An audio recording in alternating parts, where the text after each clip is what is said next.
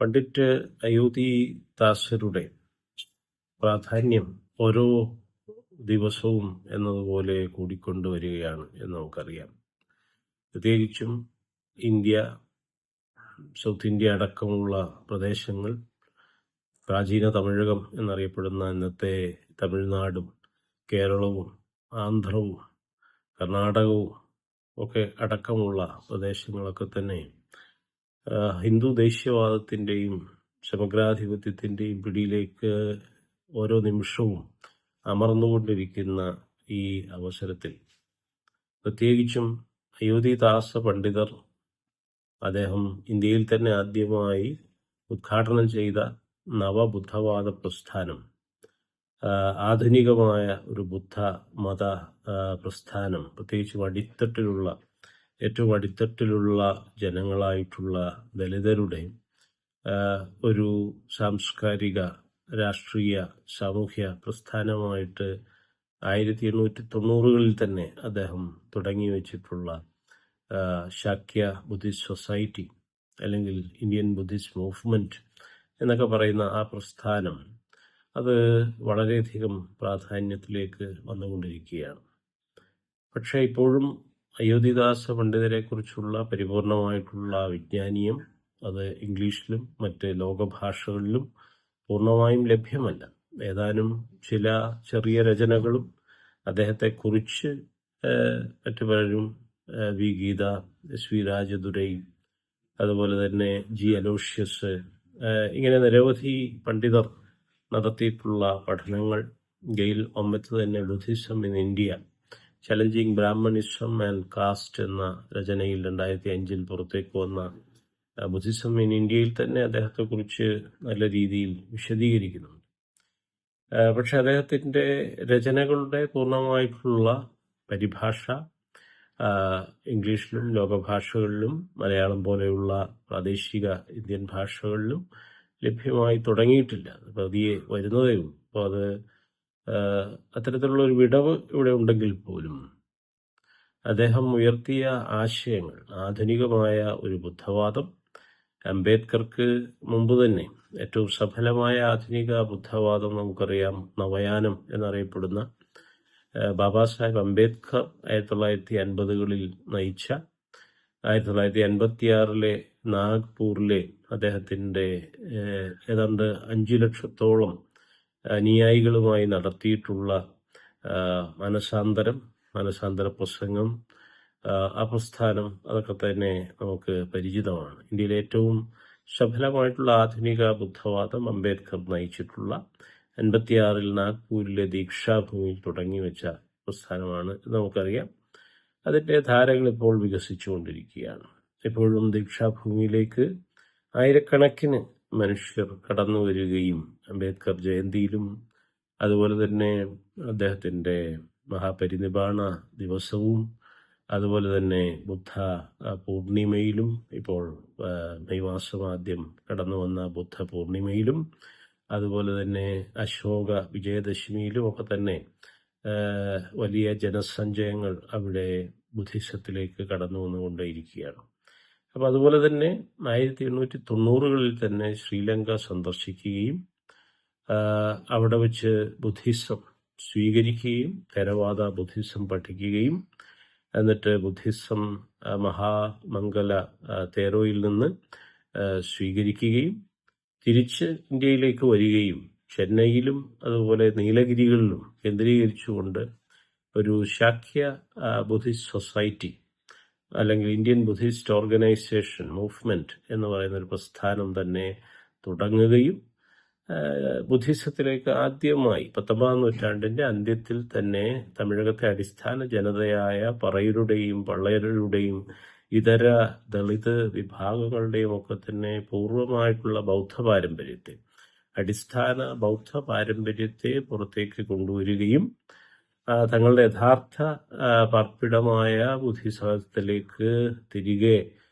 പോവുകയും അതിനെ ആധുനികമായി വീണ്ടെടുക്കുകയും ആധുനിക സന്ദർഭങ്ങൾക്കനുസരിച്ച് മാറിയ ആധുനിക കാലത്തിനും സന്ദർഭങ്ങൾക്കും അനുസരിച്ച് അതിനെ വിശദീകരിച്ച് വീണ്ടെടുക്കുകയും അതിനെക്കുറിച്ച് നിരവധി പുസ്തകങ്ങൾ എഴുതുകയും മാസികകളും ജേണലുകളും ദീർഘകാലം നടത്തുകയും ചെയ്തു എന്നുള്ളതാണ് അയോധ്യദാസ പണ്ഡിതരവറുകളുടെ ഏറ്റവും വലിയ പ്രത്യേകത.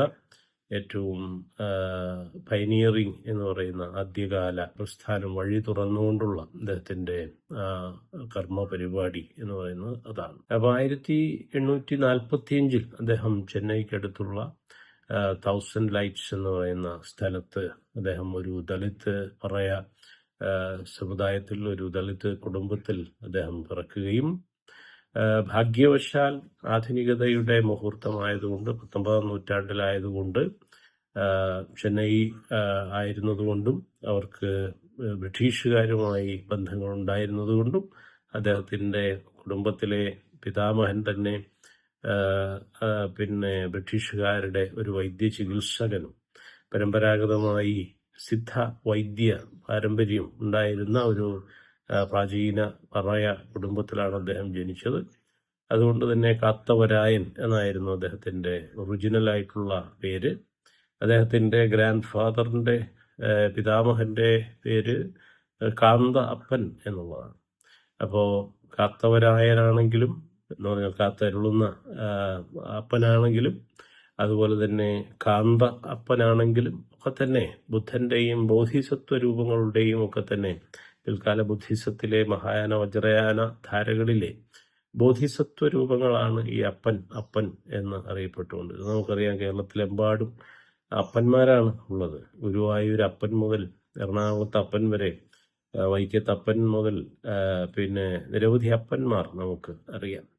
അപ്പോൾ അയ്യനാകട്ടെ, അപ്പനാകട്ടെ, അച്ഛനാകട്ടെ, അച്ഛൻ കോവിലിരിക്കുന്ന അച്ഛനാകട്ടെ, ആര്യങ്കാവിലെ ബാലനാകട്ടെ, ഇവരെല്ലാം തന്നെ ബുദ്ധൻ്റെ നിരവധി രൂപങ്ങളായിരുന്നു. ബുദ്ധൻ്റെ നിരവധി ഭാവങ്ങൾ. പെരുമാടിക്കുട്ടനെ പോലെ ബാലബുദ്ധനായിരിക്കുന്ന അല്ലെങ്കിൽ യുവത്വം തുളുമ്പി നിൽക്കുന്ന അച്ഛന്മാർ. അപ്പോൾ ആര്യങ്കാവ്, അച്ചൻകോവില്, ശബരിമല അടക്കമുള്ള എല്ലാ ഇടങ്ങളിലും ബുദ്ധരൂപങ്ങളായിരുന്നു. പിൽക്കാലത്ത് ശൈവ വൈഷ്ണവ ഭക്തി പ്രസ്ഥാനത്തിൻ്റെ മറവിൽ പിന്നെ 10 മുതൽ 14, 15-ാം നൂറ്റാണ്ട് വരെ നടന്നിട്ടുള്ള ഭക്തിവൽക്കരണത്തിൻ്റെയും ഹൈന്ദവീകരണത്തിൻ്റെയും ബ്രാഹ്മണികവൽക്കരണത്തിൻ്റെയും ഭാഗമായിട്ടാണ് ഇതൊക്കെ ഈ അമ്പലങ്ങൾ, അൻപിൻ്റെ അളങ്ങളായിരുന്ന മഹായാന വിഹാരങ്ങളായിരുന്ന അമ്പലങ്ങളൊക്കെ തന്നെ ബ്രാഹ്മണികമായ ഹൈന്ദവ ക്ഷേത്രങ്ങളാക്കി മാറ്റപ്പെടുന്നത് വളരെ കാലക്രമേണ എടുത്തുള്ള ഒരു പ്രക്രിയയാണ് എന്ന് നമുക്ക് ഇന്നറിയാം. അപ്പോൾ അദ്ദേഹത്തിൻ്റെ കുടുംബത്തിൽ പരമ്പരാഗതമായി ഉണ്ടായിരുന്ന പ്രബുദ്ധത, ബൗദ്ധ പാണ്ഡിത്യം, അതിൻ്റെ ഭാഗമായിട്ട് തന്നെ അദ്ദേഹത്തിന് അദ്ദേഹത്തിൻ്റെ ഗ്രാൻഡ് ഫാദറിനും അദ്ദേഹത്തിനുമൊക്കെ തന്നെ പാലി ഭാഷയിലും കൂടി പാണ്ഡിത്യവും അറിവും ഉണ്ടായിരുന്നു. നിരവധി എഴുത്തുമായി പ്രാചീനമായ തമിഴകത്തെ ദക്ഷിണേന്ത്യയിലെ ഓലയെഴുത്തുമായും അല്ലെങ്കിൽ എഴുത്തോലകളുമായും പരിചയമുണ്ടായിരുന്നു. അപ്പോൾ പ്രാചീനമായ തമിഴിൻ്റെ രൂപങ്ങൾ, ആധുനിക തമിഴ് മാത്രമല്ല പ്രാചീന തമിഴ്, അതിൻ്റെ ആധാരമായിരിക്കുന്ന തമിഴകത്ത് രൂപം കൊണ്ട 7-ാം നൂറ്റാണ്ടിൽ രൂപം കൊണ്ട വട്ടെഴുത്ത്, അതിൻ്റെയും പിന്നോട്ടുള്ള പിന്നെ ധമ്മലിപി എന്ന് പറയുന്ന അശോകൻ ബ്രാഹ്മി ലിപിയും ഒക്കെ ആയിട്ടുള്ള പരിചയങ്ങൾ, പാലി ഭാഷയുമായിട്ടുള്ള പാണ്ഡിത്യം ഒക്കെ തന്നെ തമിഴിന് പുറമെ പാലിയും അതുപോലെ തന്നെ അങ്കരരുമായിട്ടുള്ള അവരുടെ ബട്ട്ലറും മെഡിക്കൽ പ്രാക്ടീഷണറുമായിരുന്നു അദ്ദേഹത്തിൻ്റെ ഗ്രാൻഡ് ഫാദർ. കാത്തവരായൻ എന്ന അയോധ്യദാസൻ തന്നെ ഒരു ചിത്തരായിരുന്നു, അഥവാ സിദ്ധ മെഡിക്കൽ പ്രാക്ടീഷണറായിരുന്നു.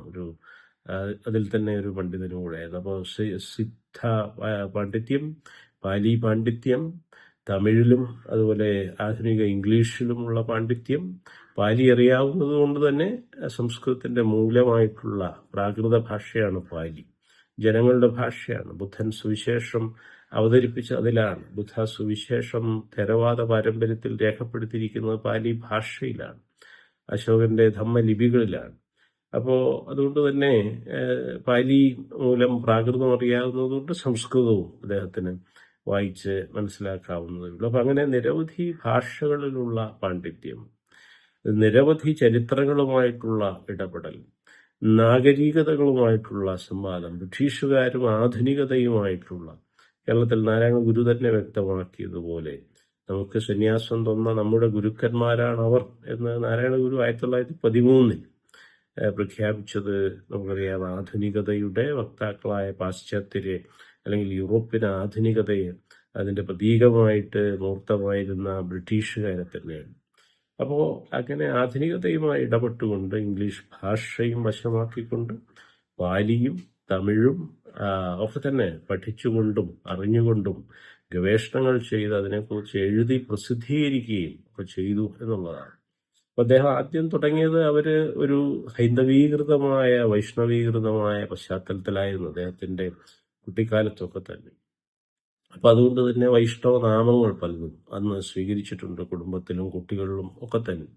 പക്ഷെ പിന്നീട് അദ്ദേഹം പഠിക്കുകയും കൂടുതൽ അറിയുകയും അന്വേഷിക്കുകയും ഒക്കെ ചെയ്തപ്പോഴാണ് എന്തുകൊണ്ടാണ് അടിസ്ഥാന ജനതയെ തൊട്ടുകൂടാത്തവരാക്കി ഇട്ടിരിക്കുന്നത് എന്ന് അന്വേഷിച്ചപ്പോഴാണ് ആരാണ് തൊട്ടുകൂടാത്തവർ, അവരെങ്ങനെയായി എന്ന് അംബേദ്കർ പിന്നീട് 1940കളിലാണ് അംബേദ്കർ ആ പുസ്തകം എഴുതുന്നത്. തൊട്ടുകൂടാത്തവർ ആരായിരുന്നു, അവരെങ്ങനെയായി, അല്ലെങ്കിൽ ശൂദ്രർ ആരായിരുന്നു, അങ്ങനെയായി എന്നുള്ള ചോദ്യങ്ങൾ പുസ്തക രൂപേണ ചോദിക്കുകയും വിശദീകരിക്കുകയും ചെയ്തത് പിന്നീട് 1940കളുടെ മധ്യത്തിൽ ബാബാ സാഹേബ് അംബേദ്കർ തന്നെയാണ്.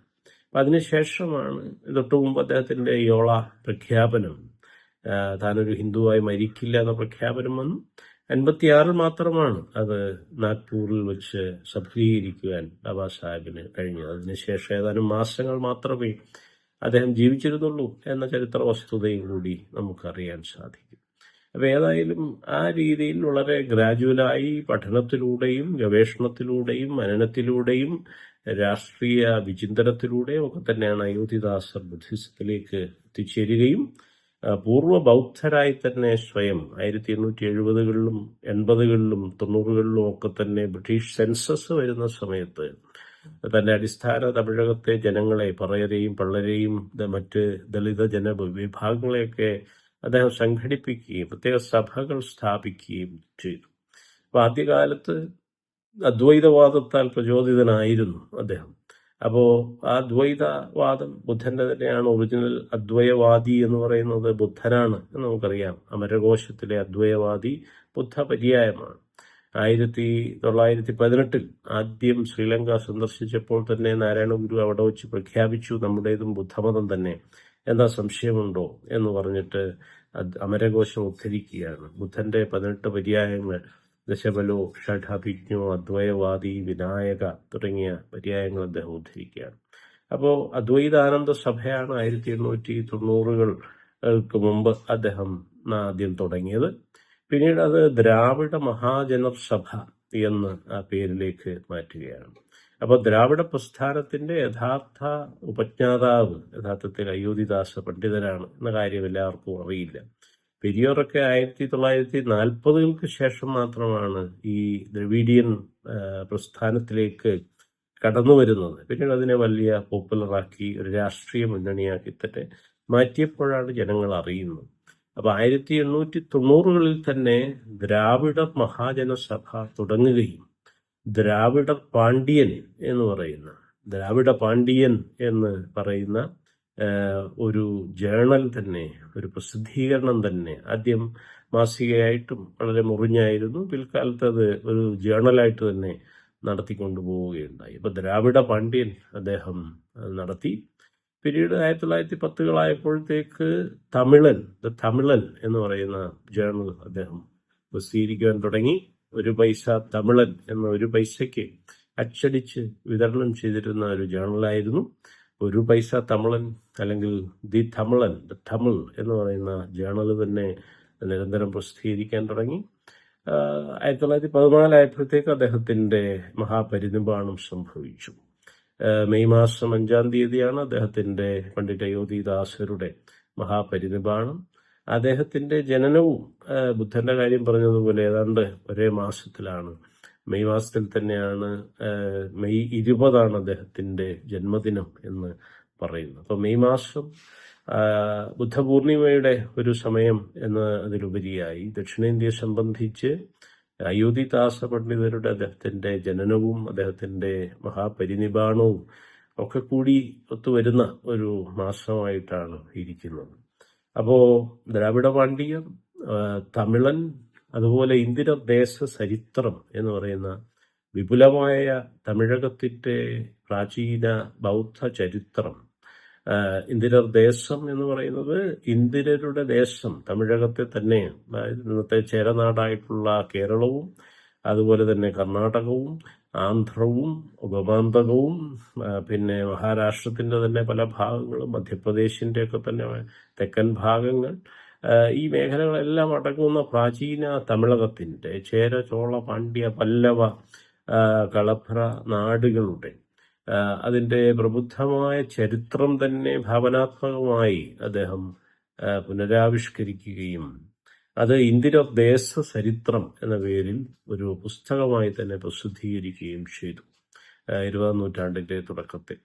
അപ്പോ ഇന്ദിരർ എന്നുദ്ദേശിക്കുന്നത് ഇന്ദ്രിയങ്ങളെ അതിജീവിച്ചവൻ, ഇന്ദ്രിയങ്ങളെ വെന്നവൻ, ജയിച്ചവൻ എന്ന അർത്ഥത്തിലാണ്. ബുദ്ധന്റെ ഒരു പര്യായമായിട്ടാണ് യഥാർത്ഥത്തിൽ തമിഴകത്ത് ഇന്ദിരർ എന്ന പേര് ഉപയോഗിക്കുന്നത്. അദ്വൈവാദി, വിനായക, ഇതൊക്കെ ബുദ്ധപ്രതീകമായിട്ട് പര്യായങ്ങളായിട്ട് അമരകോശത്തിലുണ്ട് എന്ന് പറഞ്ഞതുപോലെ തന്നെയാണ് തമിഴകത്ത് ഇന്ദിരർ എന്ന പ്രയോഗം ഇന്ദ്രിയ നിഗ്രഹം നിർവഹിച്ച, ഇന്ദ്രിയ ചോദനകളെ അതിജീവിച്ച, ഇന്ദ്രിയങ്ങളെ വെന്നിട്ടുള്ള പിന്നെ ബുദ്ധനെ കോതമ അല്ലെങ്കിൽ കോത എന്ന തമിഴകത്ത് ചുരുക്കി വിളിക്കുന്ന, തമിഴകത്തെ എല്ലാ സ്ഥലനാമങ്ങളിലും അടയാളപ്പെട്ട് കിടക്കുന്ന കോത, നല്ലൂര്, കോതകുളങ്ങര, കോതാട്, അതുപോലെ തന്നെ കോതമംഗലം, കൊക്കോതമംഗലം, തിരുക്കോതമംഗലം, കോതമപുര എന്നൊക്കെ പറയുന്ന, കോതായം, കോത്താഴം എന്നൊക്കെ പറയുന്ന നിരവധി സ്ഥലനാമങ്ങളിൽ അടയാളപ്പെട്ട് കിടത്തിക്കുന്ന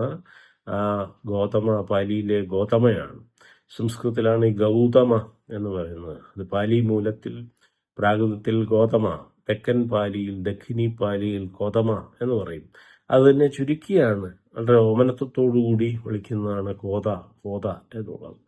അപ്പം അത് പിന്നെ ഏതപ്പ കോതമംഗലം, വായിൽ വരുന്നത് കോതയ്ക്ക് പാട്ട് എന്ന് പിൽക്കാലത്ത് ആധുനിക സവർണ മലയാളത്തിൽ സ്റ്റാൻഡർഡൈസ് ചെയ്ത സോക്കോൾഡ് നല്ല മലയാളത്തിൽ അതിനെ പിന്നെ ഇകഴ്ത്തുന്ന ഒരു വലിയ വ്യവഹാരവും നമുക്ക് അറിയാം.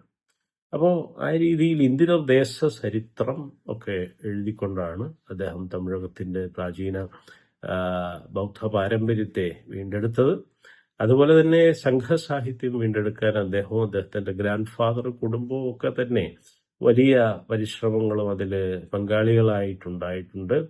1820-കളിൽ തന്നെ സംഘസാഹിത്യം പ്രസിദ്ധീകരിക്കാൻ ബ്രിട്ടീഷുകാര് ശ്രമിച്ച അവർ വന്നതുകൊണ്ടാണ് അതിനെ വീണ്ടെടുപ്പും ആദ്യ പ്രസിദ്ധീകരണങ്ങളൊക്കെ നടന്നത്. അപ്പോൾ അന്ന് തന്നെ പിന്നെ തിരുവള്ളുവരുടെ, ഇപ്പൊ പറയലിലെയും അടിസ്ഥാന ജനതയിലെയും ഒക്കെ ഒരു വിഭാഗമാണ് വള്ളുവർ എന്ന് പറയുന്നത്. അപ്പൊ തിരുവള്ളുവരുടെ ആദ്യ ദശകങ്ങളിൽ കമ്പോസ് ചെയ്ത തിരുക്കുറൽ, അതുപോലെ തിരുവള്ളുവ മാലൈ, അതുപോലെ 400 അടി എന്നൊക്കെ പറയുന്ന നിരവധി സംഘസാഹിത്യ പാഠങ്ങൾ എഴുത്തോലകളിൽ നിന്ന് വീണ്ടെടുത്തുകൊണ്ട് അതിന്റെ പ്രസിദ്ധീകരണത്തിലേക്ക്, പ്രത്യേകിച്ചും നമ്മുടെ തിരുവള്ളുവരുടെ തിരുക്കുറലിന്റെ, സൗത്ത് ഇന്ത്യയുടെ തന്നെ, തമിഴിലെ തന്നെ ഏറ്റവും പ്രാചീനമായ ധാർമ്മിക നൈതിക കാവ്യഗ്രന്ഥമായിട്ടുള്ള തിരുക്കുറലിന്റെ പ്രസിദ്ധീകരണത്തിലേക്ക് പോലും അദ്ദേഹത്തിന്റെ ഗ്രാൻഡ് ഫാദർ ആയിരുന്ന കാന്തപ്പന്റെ ഇടപെടലുകൾ അതിൽ നിർണായകമായിരുന്നു. അതുപോലെ തന്നെ ആദ്യകാലത്ത് പിന്നെ തിരുവള്ളുവരുടെ ഹാജിയോഗ്രഫി, തിരുവള്ളുവ മാലയിലൊക്കെ തന്നെ അദ്ദേഹത്തിന്റെ പിതൃസ്ഥാനം ബ്രാഹ്മണർക്ക് കൊടുക്കുന്ന തരത്തിലുള്ള പല മാറ്റങ്ങളും മറിച്ചിലുകളും അതിന്റെ ആദ്യ എഡീഷനുകളിൽ അത് കമ്പോസ് ചെയ്ത് അതിന്റെ അച്ചടി, ഇന്നത്തെ പോലെ തന്നെ അച്ചടിയെയും പ്രസാധനത്തെയും കോളനീകരിച്ച് അവിടുത്തെ ഡെസ്കുകളിൽ കുത്തിയിരിക്കുന്ന സവർണ പണ്ഡിത മന്യന്മാർ എന്ന് പറയുന്ന ആൾക്കാർ അതിനകത്ത് തിരുവള്ളുവരുടെ പിതൃത്വത്തിൽ പോലും ബ്രാഹ്മണിക ആരോപണങ്ങൾ പിന്നെ കുത്തിച്ചെലുത്തുന്ന ഒരു പരിപാടി അന്ന് തന്നെ തുടങ്ങിയിരുന്നു. ബ്രിട്ടീഷുകാരാണത് പ്രസിദ്ധീകരിക്കുന്നത്, അതിനുവേണ്ടിയുള്ള എല്ലാ കാര്യങ്ങളും ചെയ്യുന്നത്. പക്ഷെ അതിനകത്ത് ഇന്റർമീഡിയറിയായി, മധ്യവർത്തികളായി അതിനകത്ത് നുഴഞ്ഞു കയറിയിരിക്കുന്ന സവർണർ, ജാതി ഹിന്ദുക്കൾ അദ്ദേഹത്തിന്റെ തിരുവള്ളുവരുടെ പിതാവിനെ പോലും ബ്രാഹ്മണവൽക്കരിക്കാൻ, മറ്റൊരു എഡിഷൻ വന്നപ്പോൾ പിതാവ് മാത്രമല്ല മാതാവും കൂടി ബ്രാഹ്മണരാണ് എന്ന് വരുത്താനും ഒക്കെയുള്ള ശ്രമങ്ങൾ നിരവധിയായിട്ടുണ്ടായിരുന്നു. അപ്പൊ ഇതിനെയൊക്കെ വളരെ സഫലമായിട്ട് ചെറുത്തത് പിൽക്കാലത്ത് ഇതിനെ ചോദ്യം ചെയ്യുകയും അങ്ങനെയല്ല, വള്ളുവരിൽ നിന്ന് തന്നെ വരുന്ന അടിസ്ഥാന ജനതയിൽ നിന്ന് തന്നെ തമിഴകത്തെ പൂർവ്വ ബൗദ്ധ പാരമ്പര്യത്തിൽ നിന്ന് വരുന്ന ആദി തമിഴർ അല്ലെങ്കിൽ പൂർവ്വ ബൗദ്ധർ എന്നൊക്കെ പറയുന്ന രീതിയിലാണ് അദ്ദേഹം സെൻസസിൽ തന്നെ 1870 മുതൽ സ്വയം ചേർക്കാനായിട്ട്, പിന്നീട് 1890 വന്നപ്പോഴത്തേക്ക് കാസ്റ്റ്ലെസ് ദ്രവിഡിയൻസ് എന്ന് തന്നെ ചേർക്കാനൊക്കെ അടിസ്ഥാന ജനതയെ പ്രേരിപ്പിച്ചിട്ടുള്ള ഒരു വ്യക്തിത്വമാണ് നമ്മുടെ അയോധ്യദാസ പണ്ഡിതർ.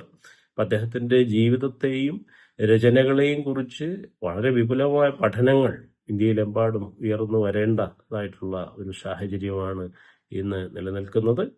അത് ഇംഗ്ലീഷിലുള്ള പഠനങ്ങളും അദ്ദേഹത്തിൻ്റെ പരിഭാഷകളും ലഭ്യമാകുന്ന മുറയ്ക്ക് വിവിധ ആധുനിക ഇന്ത്യൻ ഭാഷകളിലേക്ക് വ്യാപിപ്പിക്കും അല്ലെങ്കിൽ വ്യാപൃതമാകും എന്ന് നമുക്ക് പ്രതീക്ഷിക്കാം.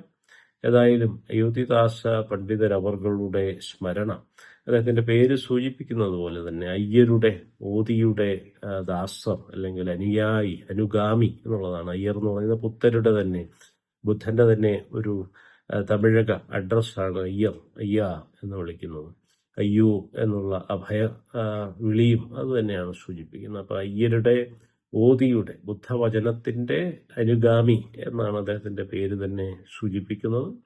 അപ്പോൾ ആ വഴിയിലേക്ക് പണ്ഡിറ്റ് അയോധ്യദാസരും അംബേദ്കറും നാരായണ ഗുരുവും അദ്ദേഹത്തിന്റെ ശിഷ്യരായിട്ടുള്ള സഹോദരൻ അയ്യപ്പനും മിതവാദിയും ഒക്കെ കൂടി തുറന്നിട്ടുള്ള ആ ആധുനിക ബുദ്ധവാദത്തിന്റെ സാംസ്കാരിക വഴി നമുക്ക് വർത്തമാനത്തിൽ വളരെയധികം നിർണായകമായി വരുന്ന ഈ സന്ദർഭത്തിൽ അയോധ്യദാസരുടെ സ്മരണ, അത് അദ്ദേഹത്തിന്റെ രചനകൾ, ആശയലോകം, ഇതിനെക്കുറിച്ചുള്ള കൂടുതൽ ചർച്ചകൾ ഉണ്ടാകട്ടെ എന്ന ആശംസകൾ ഇവിടെ അർപ്പിക്കുന്നു.